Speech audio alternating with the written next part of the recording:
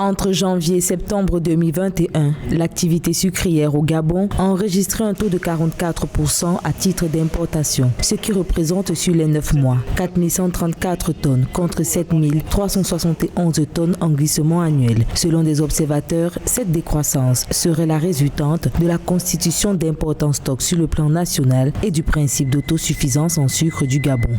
L'État gabonais a offert des hectares de terre à la SUCAF dans le but d'atteindre l'autosuffisance pour ce qui est du sucre. C'est cette ambition qui laisse penser que la baisse de l'importation de cet aliment traduirait une atteinte des objectifs. En réalité, cette baisse s'explique par plusieurs raisons. Parmi elles, il y a un certain nombre de décisions prises par la Banque centrale qui concernent les taux d'échange et qui rendent difficile l'accès aux devises nécessaires pour acheter le sucre à l'extérieur.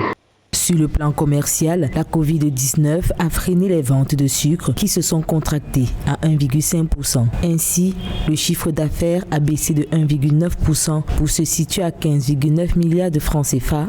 L'usine de SUCAF a connu un certain nombre de difficultés, notamment l'arrêt de la transformation en raison d'un certain nombre de travaux. Et la SUCAF a aussi connu des difficultés à acheminer cet aliment, qu'il s'agisse de la voie ferrée ou par la terre.